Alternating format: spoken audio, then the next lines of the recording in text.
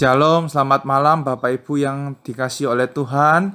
Hari ini kita akan bersama-sama belajar kebenaran firman Tuhan. Mari sebelum kita belajar kebenaran firman Tuhan, kita berdoa, mohon pertolongan dari Tuhan terlebih dahulu. Mari kita berdoa.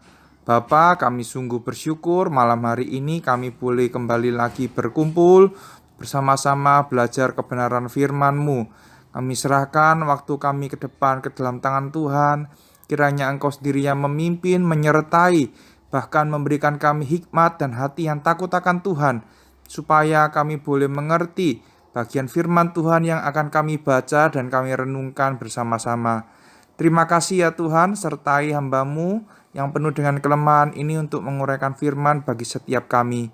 Dengar doa kami, dalam nama Tuhan Yesus kami berdoa. Amin.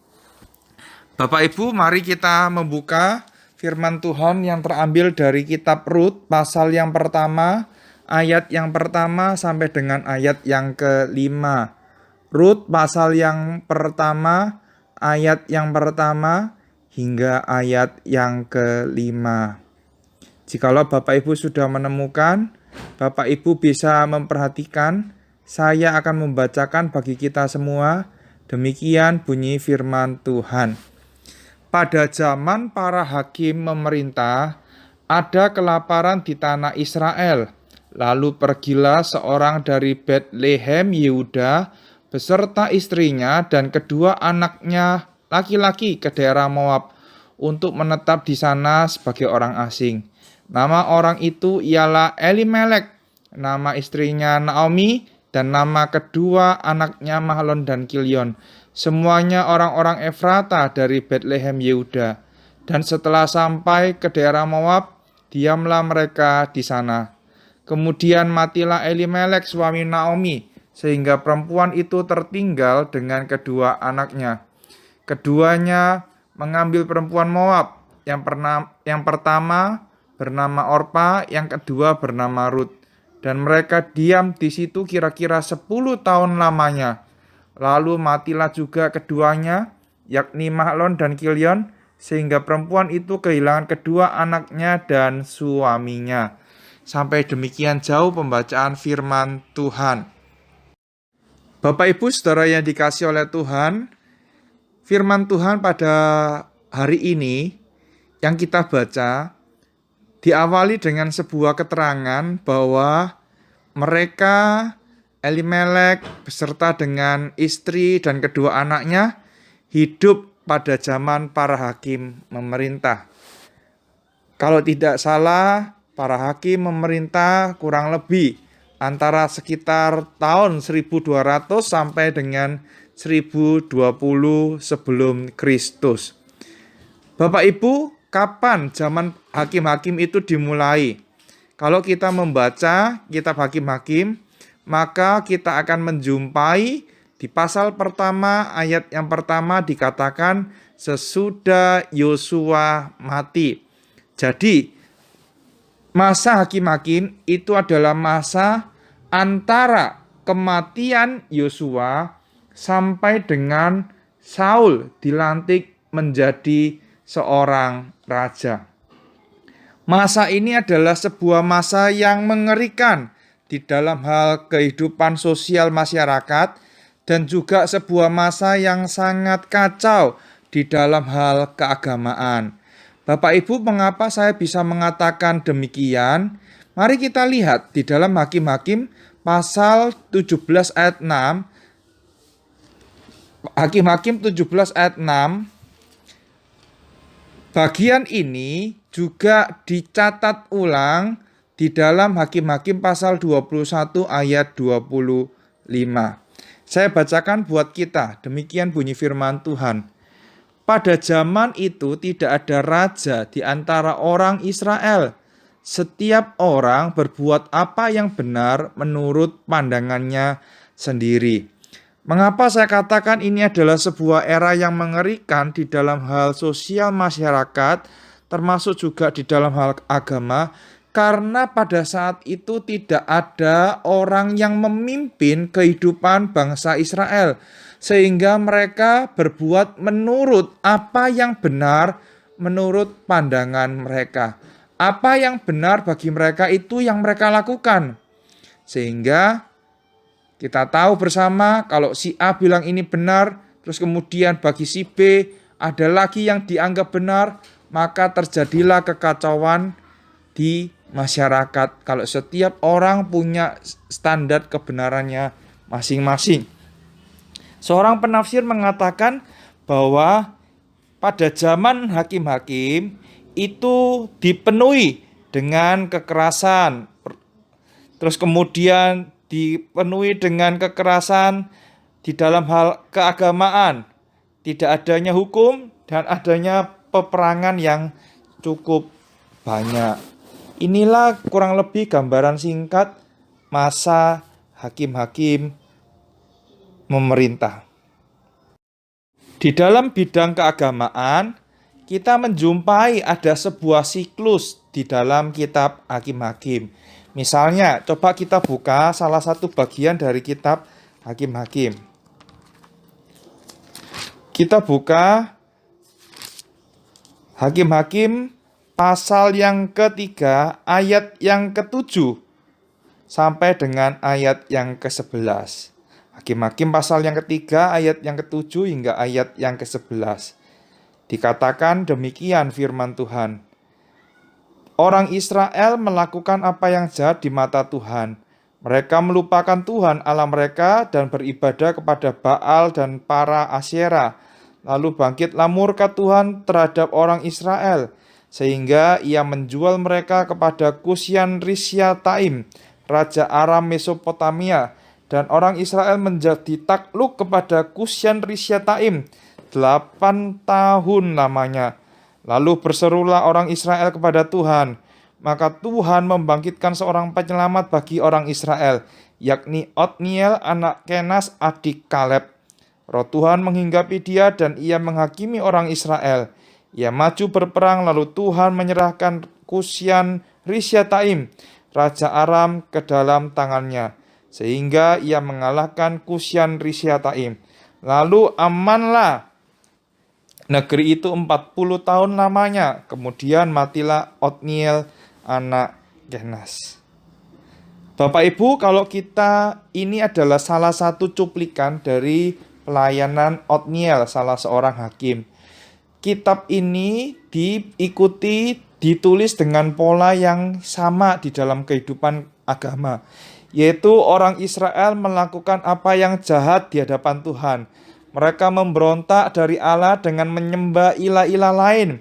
Di dalam di dalam bagian yang kita baca tadi, di dalam kisah mengenai Otniel, dikatakan mereka menyembah para Baal dan para Asyera.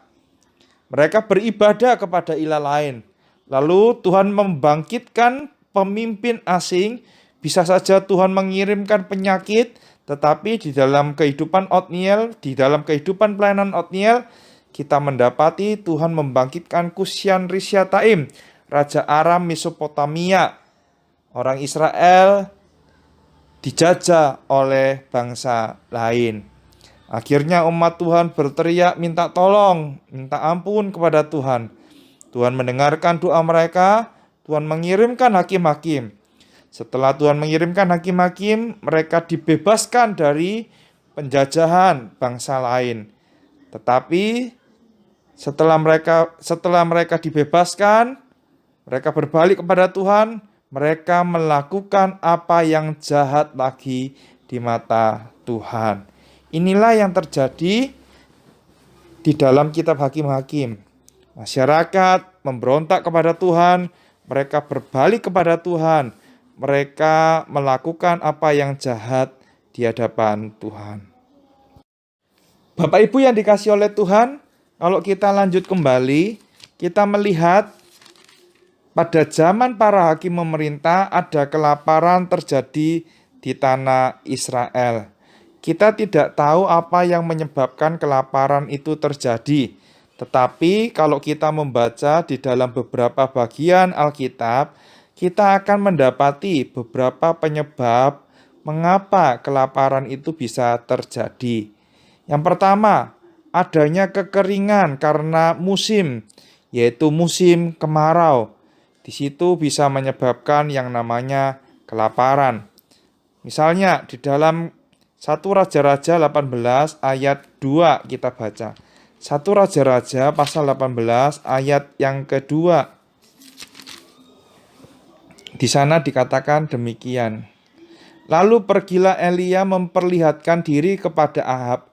Adapun kelaparan itu berat di Samaria. Bapak Ibu, kita tahu bersama ketika zaman Elia, Tuhan memberikan kekeringan selama lebih 3,5 tahun. Di dalam 1 Raja-Raja 17 ayat 7 dikatakan demikian. Tetapi sesudah beberapa waktu, sungai itu menjadi kering, sebab hujan tiada turun. Yang kedua, ada penyakit dan serangan binatang. Di dalam kitab Amos pasal yang keempat, ayat yang ke-9 sampai ayat yang ke-10. Amos pasal yang keempat, ayat yang ke-9 sampai dengan ayat yang ke-10. Dikatakan demikian. Aku telah memukul kamu dengan hama dan penyakit gandum, telah melayukan taman-tamanmu dan kebun-kebun anggurmu. Pohon-pohon ara dan pohon-pohon zaitunmu dimakan habis oleh belalang. Namun kamu tidak berbalik kepadaku. Demikianlah firman Tuhan. Ayat 10. Aku telah melepas penyakit sampar ke antaramu, seperti kepada orang Mesir. Aku telah membunuh terunamu dengan pedang. Pada waktu kudamu dijara, aku telah membuat bau busuk perkemahanmu tercium oleh hidungmu. Namun kamu tidak berbalik kepadaku. Demikianlah firman Tuhan. Karena ada penyakit, ada serangan belalang. Lalu juga karena ada peperangan, kelaparan itu bisa terjadi. Selain itu, Bapak Ibu, kalau kita melihat di beberapa kejadian Alkitab, memang kelaparan itu disebabkan oleh karena adanya hukuman daripada Tuhan sendiri. Misalnya, mari kita buka 2 Raja-Raja. 2 Raja-Raja pasal yang ke-8. 2 Raja-Raja pasal yang ke-8 ayat yang pertama. Di sana dikatakan demikian. Elisa telah berbicara. Perhatikan. Elisa telah berbicara kepada perempuan yang anaknya dihidupkannya kembali. Katanya, berkemaslah dan pergilah bersama-sama dengan keluargamu, dan tinggallah di mana saja engkau menetap sebagai pendatang. Sebab Tuhan telah mendatangkan kelaparan yang pasti menimpa negeri ini 7 tahun lamanya. Bapak Ibu, kelaparan bisa jadi karena hukuman daripada Tuhan. Tapi kalau kita melihat di dalam kitab Rut, kita tidak tahu apa pastinya penyebab dari kelaparan ini terjadi. Apa penyebab pastinya dari kelaparan ini terjadi?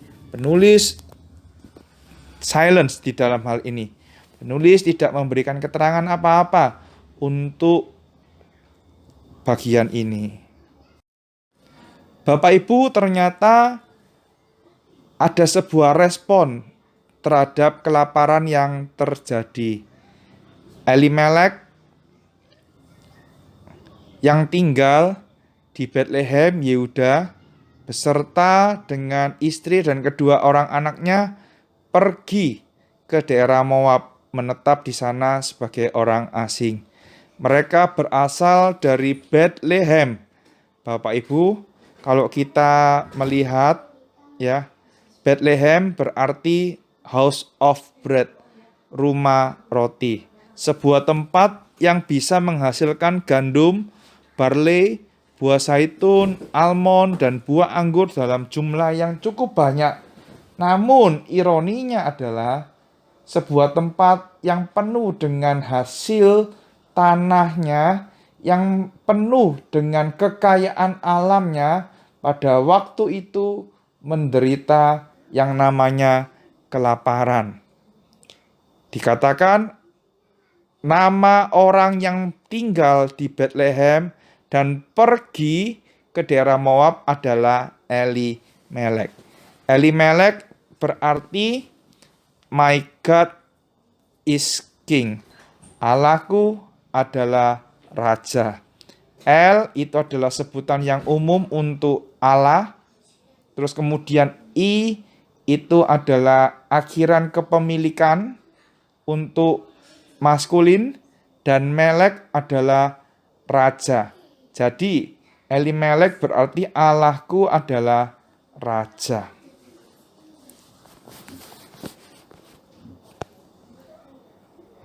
Bapak Ibu yang dikasih oleh Tuhan, nama di dalam dunia kuno pada waktu itu merefleksikan sebuah pengertian atau pemahaman keagamaan.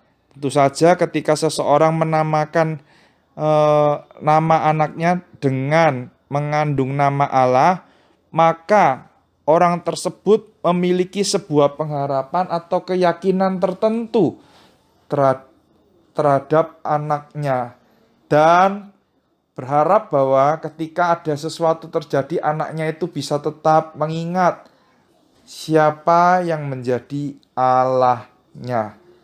Nama adalah doa dan harapan dari orang tua. Tetapi Bapak Ibu, kalau kita melihat apa yang terjadi dalam kehidupan Elimelek, nampaknya harapan orang tuanya tidak bisa terpenuhi. Kenapa? Ketika kelaparan itu terjadi, Elimelek tidak datang kepada Tuhan, memohon petunjuk dan meminta kehendak daripada Tuhan. Alkitab tidak mengatakan apa-apa. Apa yang menjadi respon dari Elimelek setelah ia menghadapi kelaparan? Selain ia pergi meninggalkan daerah asalnya menuju ke daerah Moab. Bapak Ibu, ini adalah sebuah ironi yang kedua. Tadi dikatakan Bethlehem itu adalah rumah roti, tetapi terjadi kelaparan. Yang kedua, Elimelek orang yang mengakui, orang yang namanya berarti Allahku adalah raja, tetapi di dalam kehidupan sehari-hari tidak memposisikan Allah sebagai raja di dalam kehidupannya, tetapi ia memposisikan dirinya sebagai raja. Bapak Ibu, ada banyak hal di dalam kehidupan kita. Seringkali kita juga seperti Elimelek, mengaku sebagai umat Tuhan, mengaku bahwa kita ini menjadikan Kristus sebagai raja. Tetapi acap kali dalam banyak hal kita mengambil keputusan sendiri tanpa bergumul dengan Tuhan terlebih dahulu, tanpa berdoa kepada Tuhan terlebih dahulu. Kita terlalu gegabah untuk mengambil keputusan itu. Tidak salah kalau kita mengambil keputusan berdasarkan akal budi, kepandaian yang kita miliki. Tetapi pertanyaannya, apakah memang benar itu adalah kehendak Tuhan bagi setiap kita? Bapak Ibu yang dikasih oleh Tuhan, di masa-masa yang seperti ini, ada banyak hal yang mungkin saat ini kita perlu putuskan. Mungkin kita saat ini tidak bisa pindah ke luar negeri. Kenapa?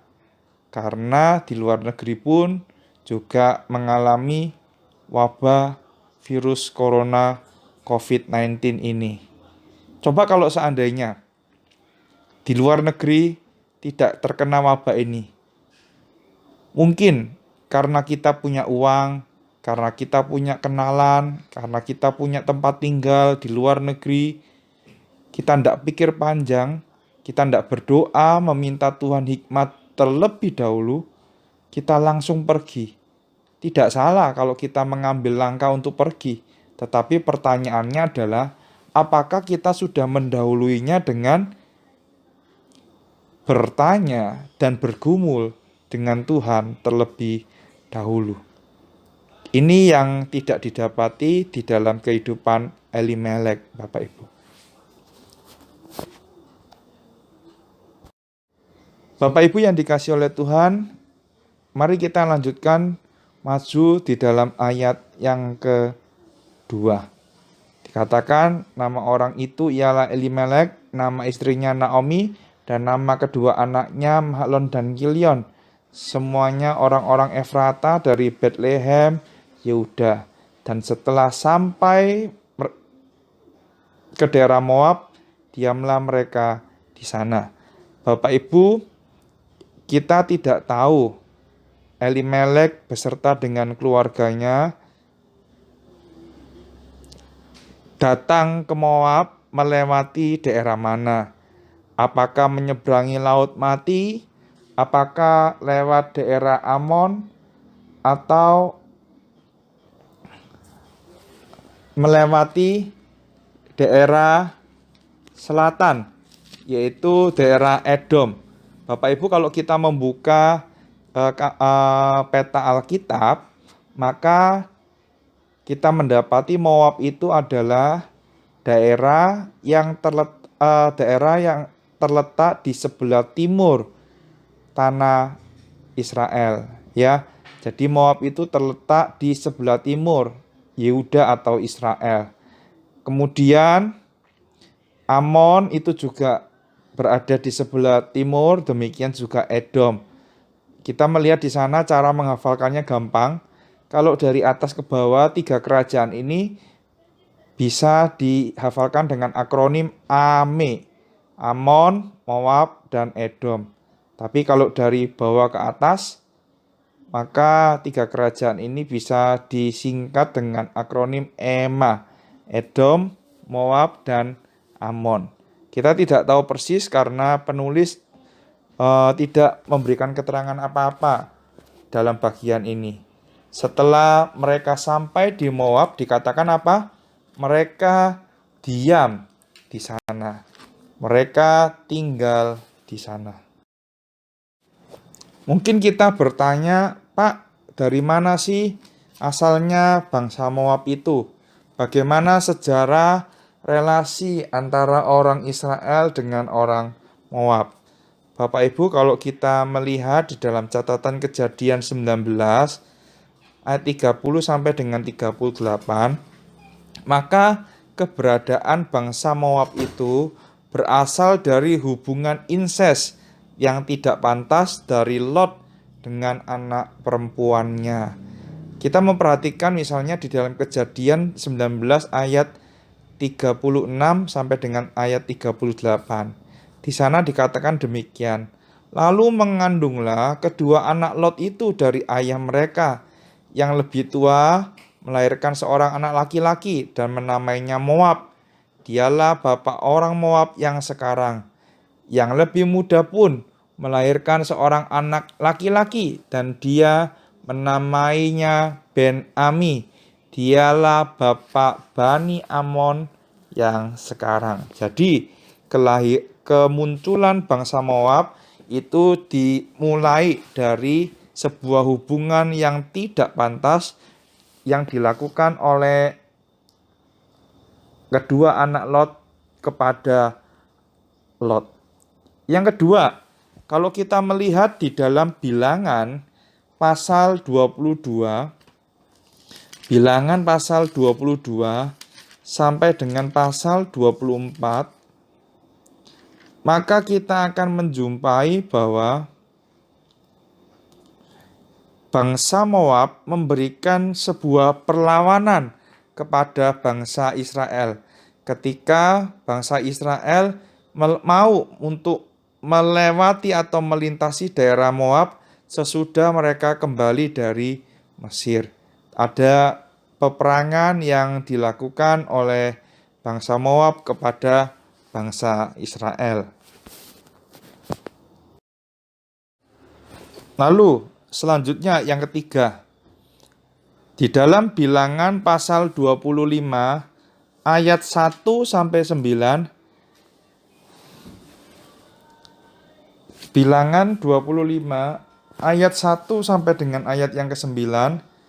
Di sana ada sebuah kisah di mana wanita Moab menggoda orang Israel Dan akhirnya karena kejadian itu mereka mendapatkan penghukuman. Terus kemudian di dalam Ulangan 23 ayat 3 sampai 6 dikatakan Israel secara resmi mengeluarkan Moab dari jemaat Allah. Saya bacakan. Ulangan 23 ayat 3 sampai 6. Seorang Amon atau seorang Moab janganlah masuk jemaat Tuhan. Bahkan keturunannya yang ke-10 pun tidak boleh masuk jemaat Tuhan sampai selama-lamanya. Karena mereka tidak menyongsong kamu dengan roti dan air pada waktu perjalananmu keluar dari Mesir. Dan karena mereka mengupah Bileam bin Beor dari Petor di Aram Mesopotamia melawan engkau, supaya dikutukinya engkau. Tetapi Tuhan Allahmu tidak mau mendengarkan Bileam, dan Tuhan Allahmu telah mengubah kutuk itu menjadi berkat bagimu, karena Tuhan Allahmu mengasihi engkau. Selama engkau hidup, janganlah engkau mengikhtiarkan kesejahteraan dan kebahagiaan mereka sampai selama-lamanya. Bahkan yang terakhir di dalam Kisah Hakim-Hakim 3 ayat 15 sampai 30 diceritakan bahwa Raja Eglon dari Moab melakukan perlawanan kepada bangsa Israel. Dan Bapak Ibu, kalau kita melihat bangsa Moab lah yang membawa bangsa Israel masuk ke dalam penyembahan berhala. Jadi ini adalah sejarah singkat relasi antara bangsa Israel dengan bangsa Moab.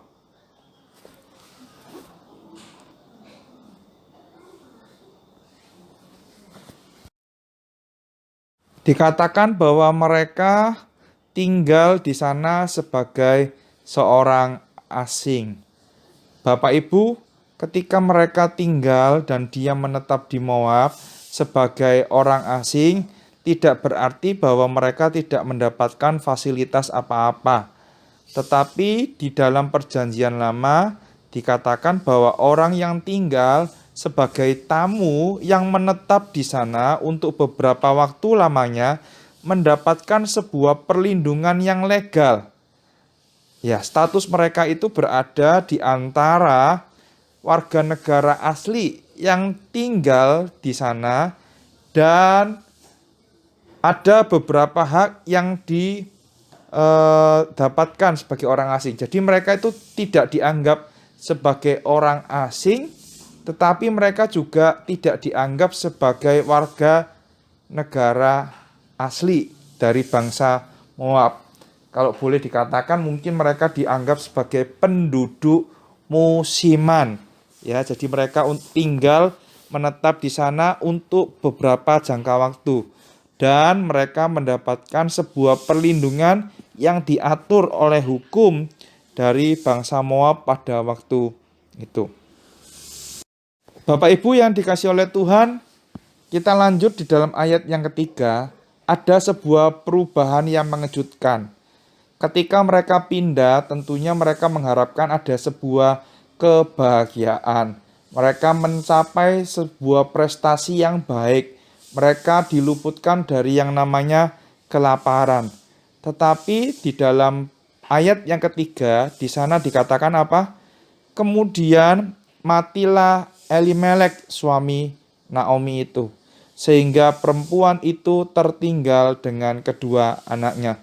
Bapak Ibu kalau memperhatikan slide yang saya buat, seorang penafsir berusaha menyusun dan ditemukan bahwa dari ayat yang ketiga sampai dengan ayat yang kelima ada sebuah kiasme yang sangat baik. Dalam ayat yang ketiga, Elimelek mati. Kemudian di dalam ayat yang kelima, kedua anaknya mati. Dan ada sebuah berita di dalam ayat yang keempat, yaitu apa? Di daerah Moab, mereka menikah dengan orang Moab. Dan ayat yang keempat B, dicatat bahwa mereka diam di sana kira-kira 10 tahun lamanya. Bapak Ibu, menjadi seorang janda itu adalah sesuatu yang tidak mengenakan. Secara sosial mereka mengalami sebuah perlakuan yang tidak baik. Mereka juga tidak mendapatkan hak-hak mereka dengan baik. Karena apa?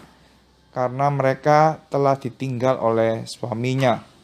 Demikian juga ketika menjadi seorang janda, mereka tidak mendapatkan sebuah perlindungan sebagaimana mestinya. Karena apa? Suami yang seharusnya melindungi mereka sudah tidak ada. Bapak Ibu, kalaupun Naomi pulang ke Bethlehem, maka siapa yang akan menikahi Naomi? Karena umurnya sudah lanjut. Ya, di sana dikatakan Naomi punya 2 orang anak, yaitu Mahlon dan Kilion. Dan kedua anaknya ini pun juga mati. Mereka mengambil perempuan Moab yang bernama Orpa dan Rut. Bapak Ibu, ada seorang penafsir yang mengatakan pernikahan kedua orang anak dari Naomi ini adalah sebagai sebuah pelipur lara, ya, pelipur lara dari kepergian Elimelek. Ya, ada sebuah kebahagiaan ketika sanak keluarga kita, sanak saudara kita itu menikah. Dan penafsir mengatakan pernikahan dari kedua anak Naomi ini merupakan pelipur lara dari kepergian Elimelek suaminya. Kita tidak tahu siapa menikahi siapa karena tidak jelas. Alkitab tidak jelas memberikan detail mengenai hal itu. Rupanya pernikahan mereka tidak berlangsung cukup lama. Ya. Mereka ada di Moab kurang lebih 10 tahun. Mereka pernikahan dari Mahlon dan Kilion pun tidak mempunyai anak, sehingga ketika Mahlon dan Kilion itu mati, Naomi kembali menjadi seorang diri. Tidak punya sanak saudara. Yang ada adalah menantunya, yang adalah orang asing yang berasal dari Moab. Kita tidak tahu Bapak Ibu, mengapa hidup dari keluarga ini begitu tragis kalau saya boleh katakan. Mereka pergi untuk menghindari bencana, tetapi akhirnya mereka mengalami bencana, dan akhirnya Naomi ketika pulang ke Bethlehem dan berjumpa dengan orang-orang yang ada di kampung halamannya, Naomi berkata, "Jangan sebutkan aku Naomi, sebutkanlah aku Mara, sebab Yang Maha Kuasa telah melakukan banyak yang pahit kepadaku." Bapak Ibu, saya tidak tahu kenapa ini bisa terjadi. Apakah ini hukuman? Bisa jadi, tetapi Alkitab secara khusus kitab Rut yang kita baca tidak memberikan keterangan apapun. Ada bencana, ada hal-hal buruk terjadi dalam kehidupan kita mungkin. Dan Tuhan izinkan itu muncul dan hadir di dalam kehidupan kita. Apakah melulu itu adalah hukuman Tuhan? Tidak selalu Bapak Ibu. Tetapi tidak ada salahnya ketika hal-hal buruk terjadi, kita mencoba untuk mengevaluasi dan kita mengintrospeksi diri kita.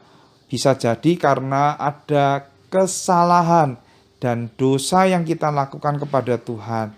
Tetapi kalau hidup kita sudah benar, hidup kita sudah baik, hidup kita sudah kudus di hadapan Tuhan, maka kita harus mencoba untuk melihat dari perspektif yang lain.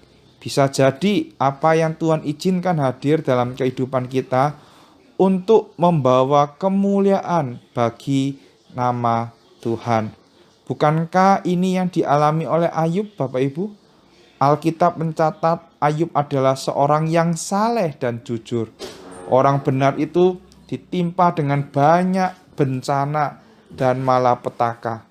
Anak-anaknya mati, istrinya pun mengutuki dia, dan Ayub harus menanggung penyakit yang cukup parah.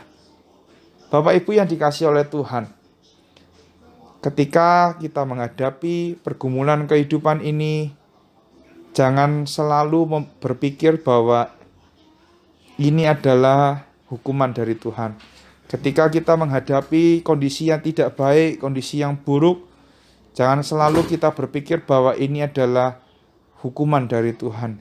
Bisa jadi itu adalah hukuman, tetapi tidak selalu kita harus memaknai hal tersebut sebagai hukuman daripada Tuhan.